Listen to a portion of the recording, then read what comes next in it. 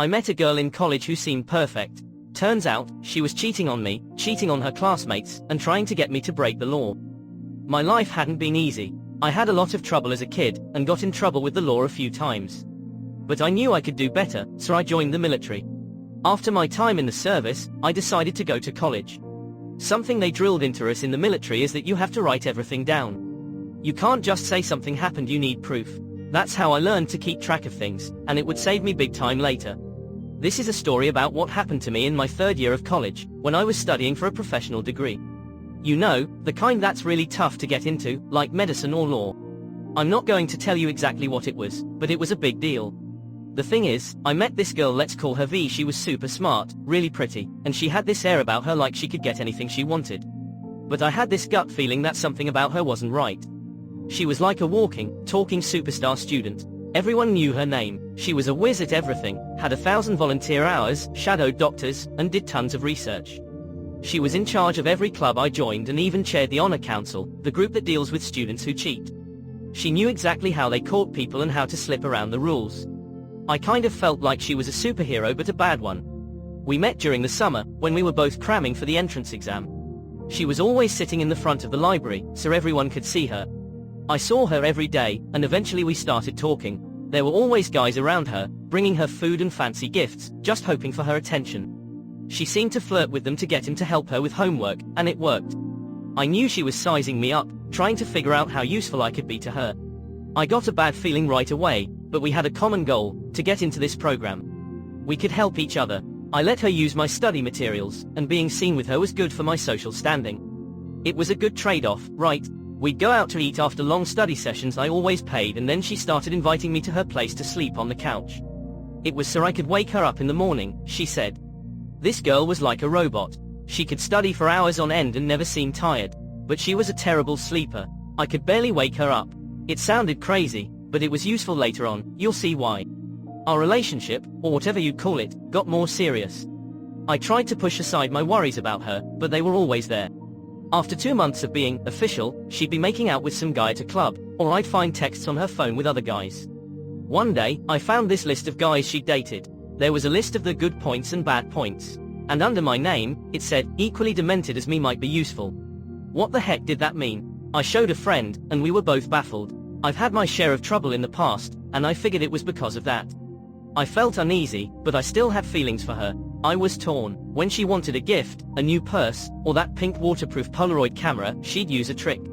She'd lock herself in her dorm room, start crying, and say I didn't love her anymore.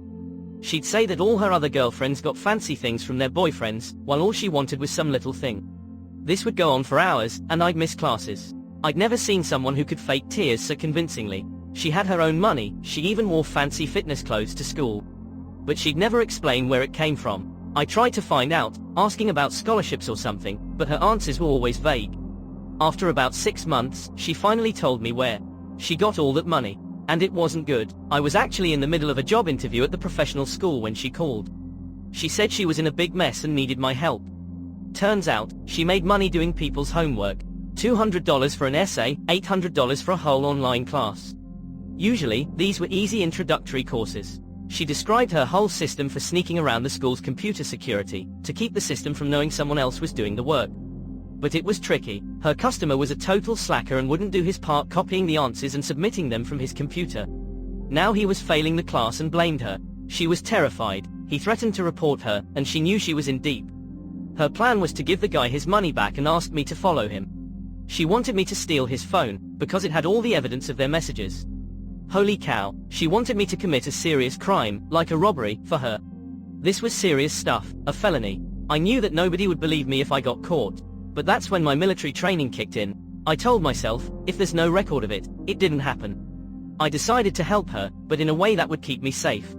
That night, I went to her dorm. She showed me everything. Lists of clients, their school passwords, how she'd meet them, how she'd protect them if they got caught by the Honor Council. I told her not to worry, I'd take care of it all when she gave the guy his money back. She seemed relieved and went to bed. Before she got comfy, I asked if I could use her computer for my assignment. She said, sure, go ahead, do whatever you want. Here's the deal, in my state, if you give someone permission to use your electronics, they're technically allowed to do pretty much anything on them, even if it might hurt you. It's like using your own computer. I took screenshots of her conversations with the clients, the school usernames and passwords, and saved every message from her Messenger app. Then, I went home and put everything together in a file. I saved copies of our Facebook chats, too. A week later, I made up an excuse, something about a New Year's party, and broke up with her. But I kept all the information I had. I kept thinking about what I should do, and it gnawed at me. I remembered that she had been arrested a few times in high school and college for stealing from stores and selling stuff online. She never got charged properly, but it was on her record. She had even admitted to finding a mark, using people to help her get good grades, and put down others who were actually trying to study hard. She had used her power as the head of the honor council to get her friends out of trouble, while making sure others got kicked out for doing the same things she was doing. She had cheated on me several times, used me for her own benefit, manipulated me, and almost got me to break the law. It was clear to me, this girl had to be stopped. She couldn't get away with this. But I was in a tough spot. She was friends with almost all the teachers on the honor council. They even bought each other gifts. I knew I couldn't go to them. So, I had to go above their heads. I went to my program director and told him what had happened, giving him names and details of everything I had seen. He was furious and went to the honor council, even though it wasn't his job. A few days later, the head of the honor council, a woman we called Corrupt Administrator, CA for short, called me in. She told me I should erase all the evidence I had, saying it might become a lawsuit, and I should think about protecting myself. CA made me come back a week later. She asked if I wanted to file a report against V. Nope, I deleted it all, and I don't remember. I told her, I've learned how to deal with tough bosses. But there was a deeper reason. I was applying for a special military scholarship to help pay for my school. If I filed a complaint, it could jeopardize my chances, so I stayed quiet. Instead of filing a report, the program director did it a few days later. It was something CA suggested, but it was a trap. CA timed the complaint just one day too late for the school's rules. She basically threw the case out the window on a technicality. I couldn't believe it. I had risked my career for nothing, and it was all thanks to this administrator who was on V's side. It was worse because my name was on the complaint as the person who had come forward. The school was forced to tell V my life was officially ruined. I was terrified. She was dangerous, she was vindictive, and now I was out there, completely exposed. I'd already put a bunch of other people at risk, too. She had asked me to rob someone, and now I had revealed the names of a bunch of cheaters. They were in just as much trouble as she was, and she would make sure everyone knew about it. CA met with V and told her about a supposed ongoing investigation. Of course, the investigation was done, they just had to give her a fake update. She wanted all the details about the case, and they promised to email it to her. V called me, crying, and saying she was going to kill herself. She started to tell me some new lies, about her dad paying for college, how she hadn't told the whole truth about her finances. I felt so bad for her. I wondered if maybe I had been wrong. Was she really that evil? Was she truly sorry? She spent a few days at my place, and I tried to be there for her. Then her clients started showing up at my house. She was still doing their homework. She hadn't changed a bit. It was like talking to a brick wall. I was a fool. She finally got the report, and guess what was in it? My name. She called me 130 times in 3 days, sent her friends to my classes begging me to come to her place. I couldn't take it anymore, so I went to her dorm. I didn't go into her room, because I knew she'd trap me. She grabbed my phone so I couldn't record what she was saying. She wanted me to sign a paper saying everything I'd reported was a lie. They already dropped the case. You're not going to get in trouble, I said. Why would I lie and get into trouble too? It won't solve anything. She looked at me with these big, sad eyes. Do you still love me? She asked. I shook my head and walked out. 2 days later, the police showed up at my place. They served me a protective order, making me stay away from her. It was good for 72 hours, which seemed like an eternity. I knew what she was up to. She wanted me to break the order so she could get me in trouble and ruin me completely. It's easy to lie to get a protective order, and even easier to lie about someone breaking it. This wasn't just about revenge anymore. This was war. I hadn't really deleted all those files. Thank goodness for Google Drive. I was smarter than that. I'd hidden everything on my cloud account, just in case. After 72 hours, I got another order, this time for 2 years. But this one meant I had to go to court. That was a disaster. I was in the Army Reserves, and the order made it illegal for me to carry a gun. Her lawyer called and threatened me, saying I better not get involved in any more investigations against her.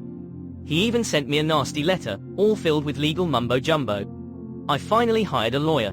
Let's call him Folds Like a Lawn Chair, because he was so weak. He looked me in the eye and said, who are they going to believe? A pretty girl, or you? I fired him. I knew I needed a better lawyer, a real fighter. I found a top-notch trial lawyer, named Miss Badass-esque. And then, we were ready for war. Miss Badass wanted to see the protective order. It claimed I was blackmailing her, threatening her, and broke into her room to steal evidence against her. All lies. I gave my lawyer everything, all 600 pages of our texts and Facebook chats, proving she was the one who was bullying me, all the call logs, screenshots, and even a detailed diagram of her dorm room and the layout of things the day she tried to trap me. Court day came, and we made V and her lawyer look really stupid. They were counting on the whole pretty girl thing, but the dorm records showed she was signing me in and out of her room, so it wasn't a break-in. We also had those call logs. She called me 130 times in 3 days, sent nasty texts. There was no way she was scared of me. She was the aggressor, not me. The judge asked V's lawyer what I was blackmailing her with, and he said, just some tutoring papers. The judge was unimpressed. Those don't seem that bad, she said. What kind of power could those give him over you? They couldn't answer. Then it was my turn to talk. I told the judge how she wanted me to rob someone, how she wanted me to lie to the honor council for her, how she abused her power to break the rules, how she tried to get me to ruin my life so she could get revenge. I watched as V and her lawyer squirmed and stammered. They were caught red-handed. The case was dropped. All that work I had put into defending myself wasn't going to go to waste. I went to see the new investigator for the honor council. Her name was Meg, and she wasn't one of V's friends. I told her what CA had done, and about all of V's lies and crimes. A week later, Meg told me that she'd met with the school police, the provost, and the school's lawyers. The provost himself had filed a complaint against V. I had to go to the police and report her for trying to get me to rob someone. They handled things from there, and I didn't hear anything for a while. Then I got the good news. V lost her spot in the program, her director gave her a furious lecture, she got kicked out of school, and her 2 college degrees, a biomedical engineering degree, a biology degree, and a minor in chemistry, were taken away for 6 years. Her transcripts would have a permanent note saying she had broken the honor code. All the clients she helped cheat were also expelled, and their degrees were taken away. They changed the rules to make it much harder to cheat. V went from being the most popular student on campus, the biggest player, to just another loser. The last time I saw her, she was riding a scooter. And me, I'm in professional school. V got her chance to win, to cheat everyone, to break the rules. But when she tried to get me to help her, when she tried to use me and ruin me, she pushed too far. She made me fight back. And guess what? I won.